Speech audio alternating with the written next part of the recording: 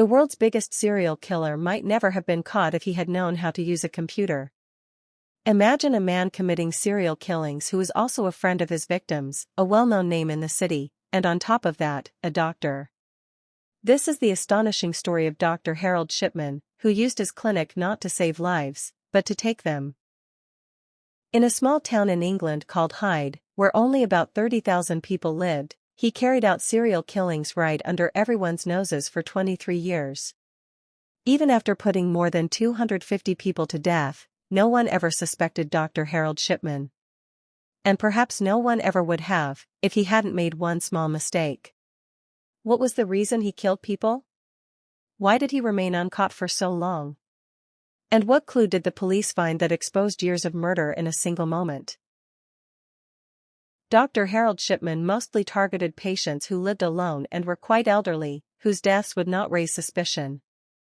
He spent a lot of time with such patients, even visiting them at home. He would listen to them to ease their emotional burden and make them feel that even if they were alone, he was always there to listen. Some patients trusted Dr. Shipman so much that they even gave him the keys to their homes. Because of this behavior, he had become very famous in Hyde. People believed that Dr. Shipman could treat the elderly just by talking to them. But behind all this, Dr. Shipman would quietly find out who stayed alone at what time, who owned how much wealth and property, who visited their homes, and where their relatives lived.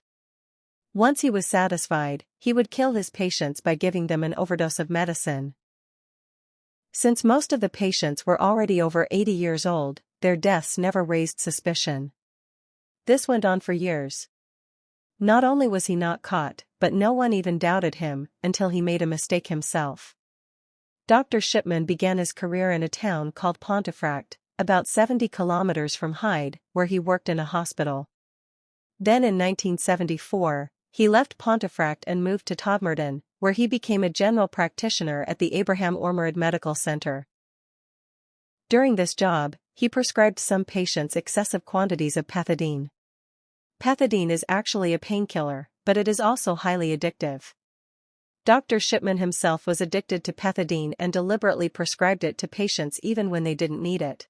As a result, patients felt very good after taking the medicine, while in reality they didn't realize they were becoming addicted.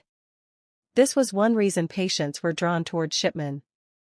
After being caught, the hospital administration fired him, and the matter even reached the point of canceling his license.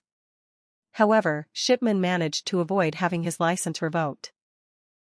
After spending some time in a rehab center, and once people forgot about it, he moved to Hyde in 1977, where he joined the Donnybrook Medical Center as a general practitioner. By 1980, he continued practicing as a GP.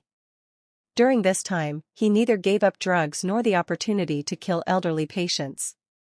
However, the frequency of these murders increased significantly after 1993, when he opened his own clinic in Hyde and built a good reputation in the town. For the next several years, things continued this way, and no one suspected the doctor's actions. For the first time, in March 1998, Dr. Linda Reynolds, who worked at Brooke Surgery Hospital opposite Shipman's clinic, expressed concern about the unusually high death rate among Shipman's patients. She noted that Shipman, who ran only a small clinic, had 16 patients die within 3 months, while Brooke Surgery, with 3 times as many patients, had only 14 deaths during the same period. Suspicion grew further when it was discovered that all 16 of Shipman's deceased patients had been cremated rather than buried. It's worth noting that most Christians traditionally bury their loved ones after death, only some choose cremation. Dr. Linda reported her concerns to the Manchester coroner, including all these details. She also noted that most of Shipman's deceased patients were elderly women who were found dead at home. It could not be a coincidence that Shipman was present at the time of death in most cases. The patients were often found sitting in chairs, fully dressed, and well presented. Either Shipman was at their homes at the time, or he was the first to arrive and discover them dead, something that did not seem normal. Based on this report, an investigation was launched, but the police found no solid evidence against Shipman, and the investigation was closed after a month. Whenever Shipman's patients died, he himself signed Form B, the document a treating doctor signs to certify the cause of death. The problem was that Form C, which had to be signed by another doctor, was often signed by Shipman's friends or people who trusted him. In this way, Shipman would write false information on death certificates and easily send the bodies for cremation, leaving no suspicion. Because of this process, many deaths went uninvestigated, allowing Shipman to hide his murders. After the investigation was closed, Shipman killed 3 more people. But the time for his capture was not far away.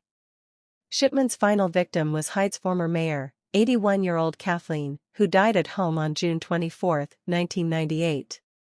Shipman was the last person to see her alive. He later signed her death certificate and listed the cause as old age. Kathleen's daughter, Angela Woodruff, who was a lawyer, became suspicious of her mother's mysterious death when she found a will stating that her mother had left her house to Dr. Shipman. Shipman was very close to the family, and receiving the house alone wasn't the main reason for suspicion. Angela became suspicious because her mother owned 2 houses, yet the will mentioned only one.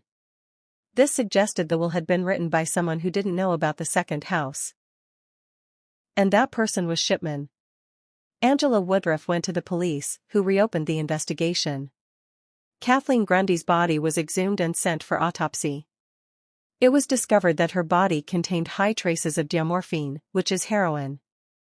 When questioned, Shipman claimed Grundy was a heroin addict and said he had recorded this in his computer before her death.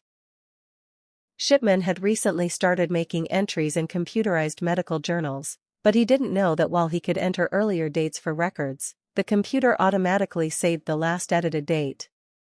When police examined the entries, they realized they had enough evidence to arrest him. They also found the typewriter used to create the fake will. This was discovered because certain characters on Shipman's typewriter were faulty, and the same characters were missing in Grundy's will. On September 7, 1998, police arrested the well-known Hyde doctor, Harold Shipman. Once the truth came out, families of earlier victims also came forward. They had suspicions but had never spoken up against a respected town doctor. Police investigated 15 other patients who had died under Shipman's care. A clear pattern emerged. Patients were given lethal doses of diamorphine. Shipman signed their death certificates himself, listed old age as the cause, and recommended cremation so that evidence would be destroyed. During the Shipman inquiry, all cases of patients who had died under his care were re-examined. Investigators reviewed documents, death certificates, and medical records handled by Shipman. They also interviewed families of victims and exhumed some bodies for forensic postmortems.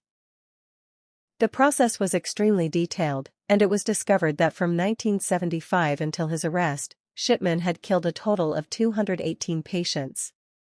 This is the confirmed number, but due to lack of evidence in many cases, some could not be verified.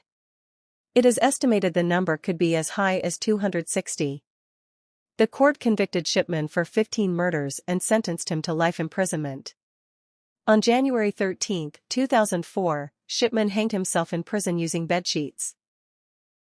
After his death, a fellow inmate claimed that Shipman had confessed to killing not 260, but 508 people. However, the real reason behind Shipman's killings has never been fully revealed. Some call him a psychopath, some believe it was a way to gain money, and others think it was influenced by his mother's death, as she was a cancer patient who was given morphine as a painkiller. Experts believe Shipman may have wanted to see his patients die in the same way, under the effect of morphine. We hope you will like and share this video as well. Thank you very much for your supportive comments. See you in the next amazing video.